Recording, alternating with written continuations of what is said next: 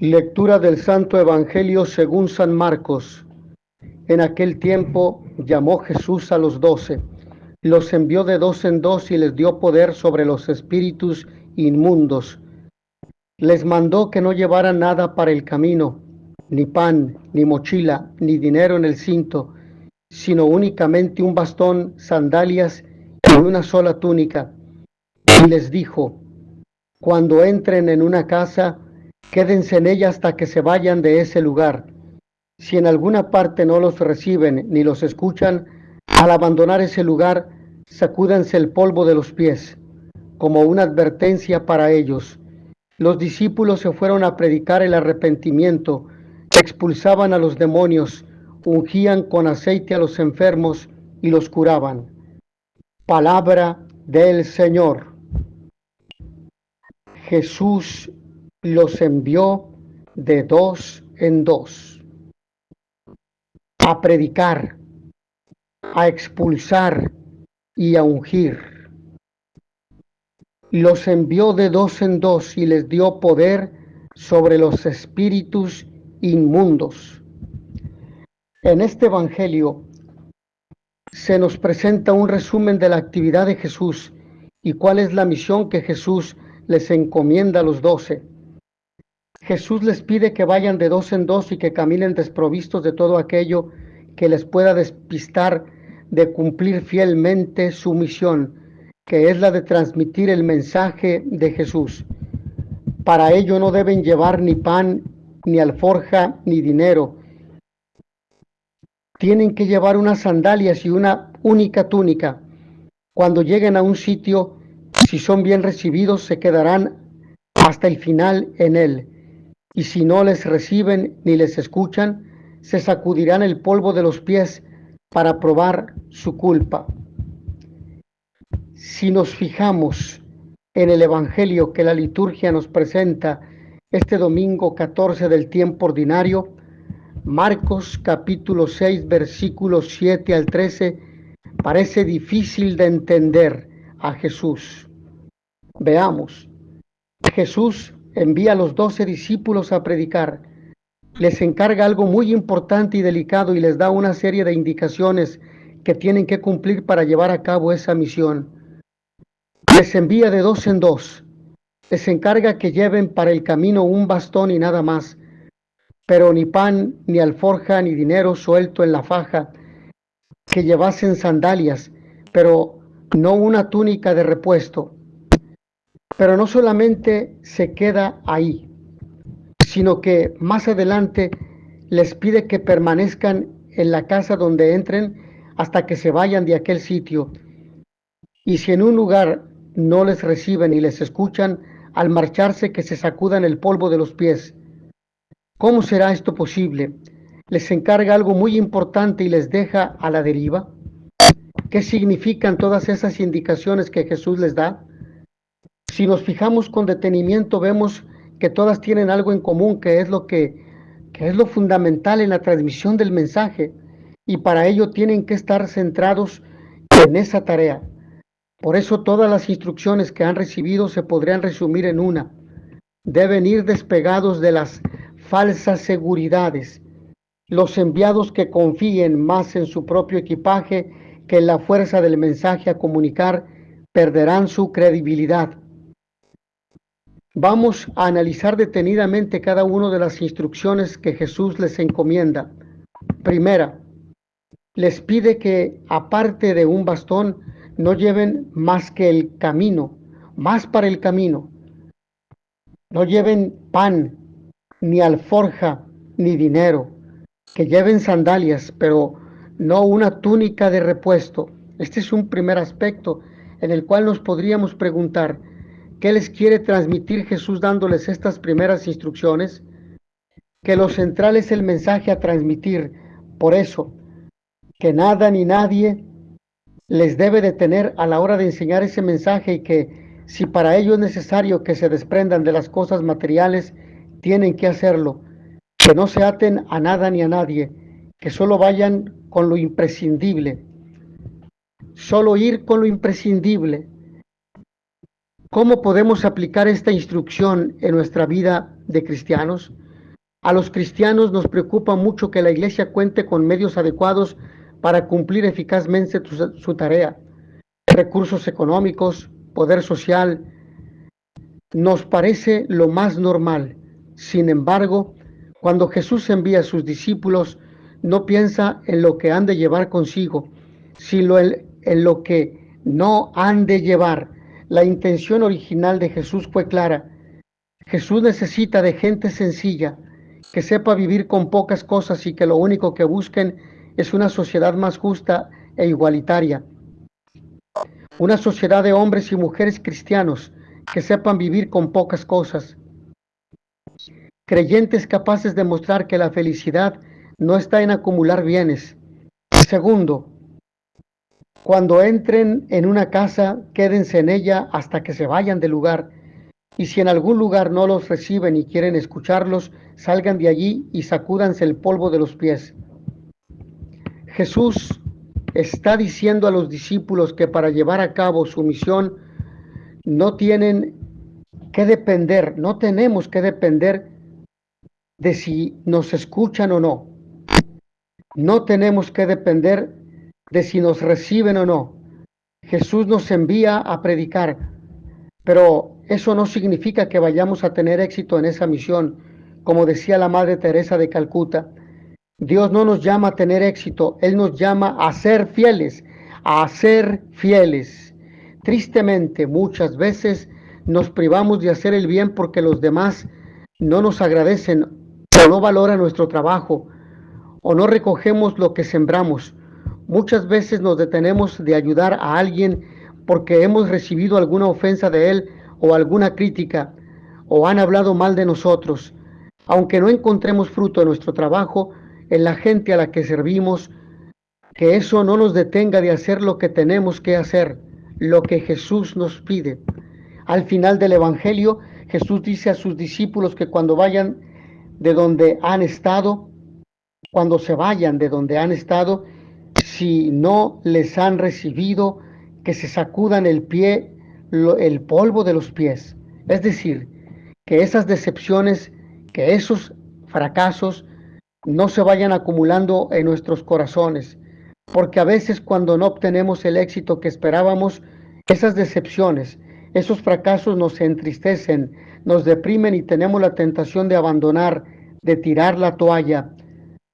Jesús nos dice que nos sacudamos el polvo, pero que sigamos adelante, que sigamos evangelizando, que sigamos tocando puertas, porque el que quiera abrir, abrirá, el que quiera escuchar, escuchará.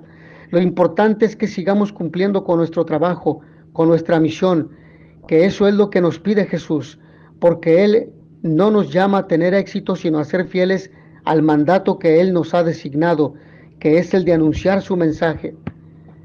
El Evangelio de Marcos es una de esas piezas evangélicas que más han dado que hablar. Se trata del envío a la misión de los 12 discípulos que Jesús se había escogido. Es una misión de itinerancia, de ir de un lugar a otro, ya que el reino de Dios que deben anunciar y que Jesús está haciendo presente debe tener un carácter de peregrinación, no de instalación, de anclaje por comodidad. Se ha dicho que las condiciones espartanas de este envío han sido cultivadas por los discípulos itinerantes que tuvieron que ser rechazados en muchos lugares del judaísmo. Incluso se ha pensado que para entender estas condiciones se han tenido en cuenta unas condiciones que la Mishá o la Mishnah, libro que recoge en el siglo II después de Cristo las enseñanzas de los rabinos, establece para la peregrinación al templo cuando todavía existía. La diferencia es que Jesús propone que se lleve bastón y sandalias, a diferencia de lo que se exige para peregrinar al templo de Jerusalén. De hecho, están ausentes en el texto de Mateo 10:10, Lucas 9:3 y el mismo Evangelio de Lucas capítulo 10 versículo 4. Y es que los discípulos cristianos no van a un lugar santo, sino que deben llevar un bastón para andar por todos los caminos del mundo y unas sandalias para que no se destrocen los pies. La peregrinación cristiana, pues, es al mundo entero. a donde viven los hombres, para que conozcan el mensaje de salvación que Jesús ha traído para todos los hombres sin excepción. Los elementos más negativos probablemente se han podido añadir después en el mundo de los carismáticos itinerantes, que eran rechazados por los círculos y comunidades judías o judeocristianas más estabilizadas. Pero el sentido genuino de las palabras de Jesús debemos valorarlo en su alcance positivo y universal. Es verdad que nos encontramos ante lo que parece un programa de crítica radical de la sociedad. Algunos han visto en estas palabras una especie de oposición entre itinerantes y sedentarios, entre carismáticos ambulantes y simpatizantes locales. No debemos cerrar los ojos a estas tensiones, pero también es verdad que el movimiento de Jesús, donde estas palabras encontraron su clímax, hasta transformarlas y adaptarlas, muestran la relación entre el reino de Dios que Jesús había predicado y las opciones apocalípticas y escatológicas de algunos grupos del cristianismo primitivo. ¿Siguen teniendo valor en nuestro mundo y en nuestra cultura? Por supuesto, el valor que Jesús les dio, que el reino llegaba, y la mejor manera para los suyos era un desapego de las cosas del mundo que no eran necesarias. El mundo de los pobres, de los desapegados, de los contraculturales, es algo que podemos perder de vista en la cultura de este texto evangélico. Sobre palabras de Jesús, para no entender el reino de Dios a la manera en que los hombres entienden el reino del dinero y de la efectividad. Algunos autores modernos en la lectura de un texto como este han recurrido a la comparación con el grupo itinerante de los cínicos en el mundo griego. Pero consideramos que no se debe exagerar la comparación, ya que no existe relación. Los itinerantes del reino tienen otra identidad, sin duda. El radicalismo con que están formuladas estas palabras tienen acogida de muchas formas y de muchas maneras. Algunos hablan de los desarraigados sociales y de que el evangelio solamente puede vivirse desde ahí, pero no es posible desarraigarse sin tener que abandonar casa, familia y hogar. Desde luego que sí, el evangelio es para todos y el reino es para todos, pero debemos aceptar que hay personas que esto no lo pueden entender sin un desarraigo más alternativo. Es no una cuestión de estética, sino de conciencia personal y de libre opción en la manera de vivir el ser discípulos de Jesús. Construir una comunidad sobre esta itinerancia es una de las claves de los seguidores de Jesús. Él fue un itinerante que proclamaba el reino en aldeas y pueblos.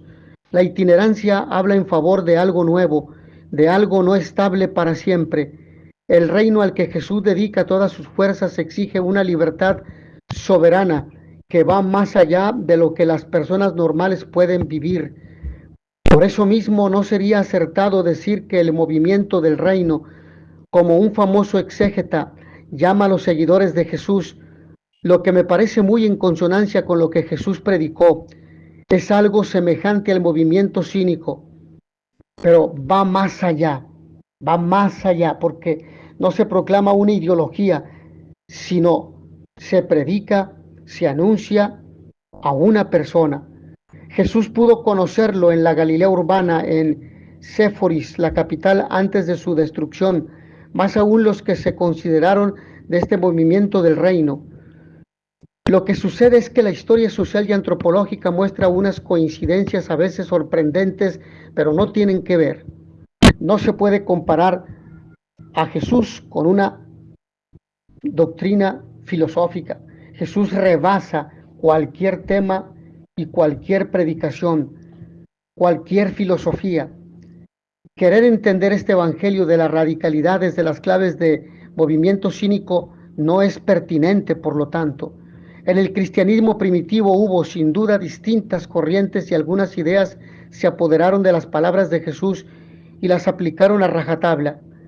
Pero el evangelismo verdadero no es interpretar a rajatabla, al pie de la letra o de forma fundamentalista todas las expresiones, pero sí el anuncio del evangelio es anunciar con fidelidad lo que Jesús dijo, hizo y enseñó. ¿Enseña nuestro texto eso de la felicidad por la libertad? Desde luego que sí. Enseña la felicidad por la verdad. Y la verdad nos hace libres, y la verdad es Jesucristo. Entonces algunos dirán que eso mismo era lo que pretendían otras corrientes, sin embargo es diferente. Lo más importante y decisivo en el anuncio radical del Evangelio es el amor, incluso a los enemigos, por muy alternativos que seamos. Jesús era un profeta con todo lo que esto significa en el mundo bíblico. Jesús es el Hijo de Dios, el sacramento y el Evangelio del Padre, y desde luego debemos ser libres de verdad, y esto es lo que Jesús inculca a los suyos. Debemos ser libres de verdad de las cosas que nos atan a este mundo, pero el reino no se puede construir solamente desde el desarraigo alternativo, y menos si este desarraigo llevara a burlarse de las costumbres y los convencionalismos de los otros, como hacían los cínicos. El reino se construye en la libertad personal y comunitaria, pero mucho más todavía sobre la misericordia y el amor a los otros en sus debilidades. ¿Qué nos ayuda a no detenernos, a seguir siendo fieles a nuestra misión a pesar de los fracasos? Jesús nos pide que seamos ejemplo de cristianos, viviendo nuestro cristianismo sin atarnos a muchas cosas que nos despisten de nuestro camino. ¿Cómo lo estamos haciendo? Mis hermanos, que a todos ustedes el Señor los bendiga y les dé la paz. Y notitia veritatis proficere, pax et bonum. Buona domenica a tutti.